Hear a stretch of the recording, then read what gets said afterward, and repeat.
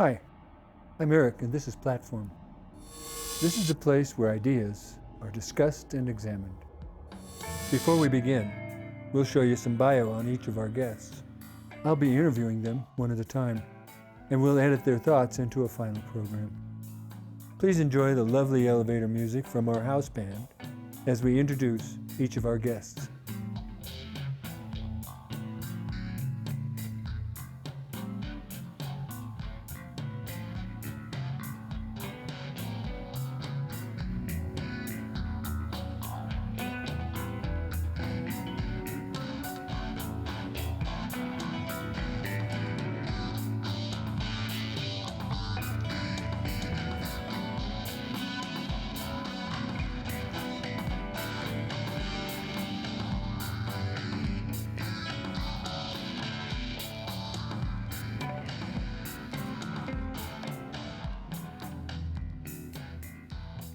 Today we're going to talk about romantic love.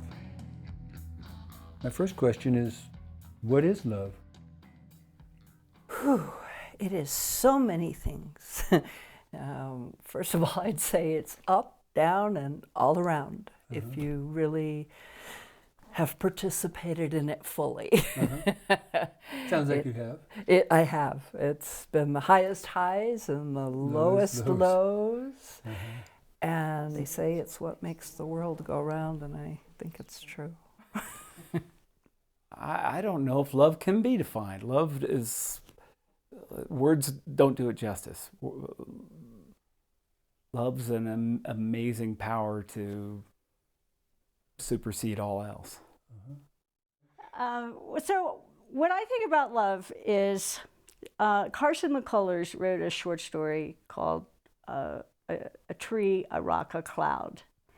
And in the story, this old drunk is talking to this little boy about how he lost the love of his life. And of course, the little boy doesn't really care. But he says that he has figured out the scientific answer to love. And that is not to start at the climax of loving another human being, but start with a rock. Love a rock. And then love a tree, love a cloud. So that's something I think about a lot.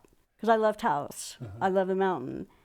I have to get out there and love something simple because people are really complicated. Love is one of those topics that make you believe in something higher because it can't be explained by science. I mean, they tried and you get a lot of examples of it. Is love at first sight a real thing? Yes. Was it that way with your wife? Yes. Yeah, I do. Both my husband and this person, I kind of knew immediately that it was going to be something. I'm a very romantic person, so I see girls or people, I'm like, oh yeah, I'm definitely in love with this girl. I see. Yeah. And I guess you can call that, some people call that a crush, maybe. My love of my life, my husband passed away after we'd been together 6 years and 3 months before our second child was born. So he was 38 when he died. And so that's a lot, you know, it was love at first sight. I just saw this guy in Provincetown, Massachusetts, and I was actually engaged to some fool. And I thought, well, I'm never going to marry, but if I were, it would be him. And then it was like we recognized each other. And then I felt like he sees me. Nobody had ever seen me. And it was just great. It was just wild. Is love an act of will? Is it something you choose, or does it just happen to you? I don't think so. You don't? To the extent that one has to be open to the possibility, sure. But then I think love just happens.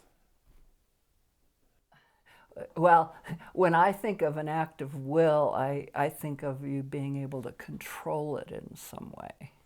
And that I would say absolutely not. No. I think it takes work, and I think you need to make a conscious decision that you're going to do it.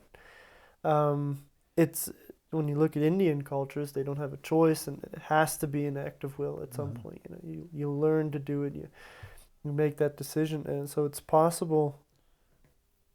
I think it is after that first flush of like, wow, I think you're beautiful, and do you think I'm beautiful, and yeah, then it becomes you know, am I going to act? It becomes more about acting. Like, am I going to act out my love by washing the dishes when it's obviously not my turn? What do you think the difference is between infatuation and love?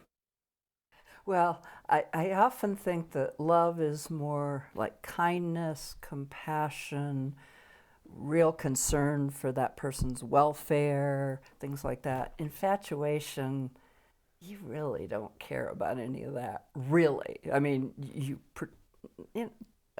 I want to say you pretend you do, but I would say it's more manipulative at infatuation, and it's more illusions, like who you want them to be for you. Infatuation is a possibility of love. It's a suggestion of love, perhaps a precursor in some cases, if it's not love at first sight or something. How much control does a person have over falling in or out of love? It seems, I mean, I want to think, well, you don't have control over falling in love because that's good. And you do have control over falling out of love because that's bad. But I would think that maybe, I don't know what falling out of love is. Like, do you really fall out of love with somebody? No, I don't think you have a lot of control over it. I don't think once you feel that way about somebody, you can just let it go. Zero to not any at all, in my experience. Now that's falling in love and out of love, or Both. no. Well, let's put it this way. You know, we talked about will before. There were many times in this past relationship that I willed myself to get out of it and to not be in love with this person because it had caused so much pain. I failed every time but the last time. My final question comes from Tina Turner, actually.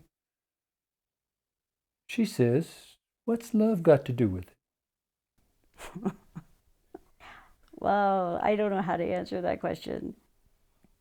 I think everything. I think if it's just a crush or you find somebody, it's the companionship that people have shown. You know, your parents, your grandparents, they've shown you, hey, you know, there's something out there that's going to fulfill you, that's going to make you a better you. And every time when I'm in a new relationship, I start making my bed. There's no more clean dirty dishes. You know, you want to be your best form of you.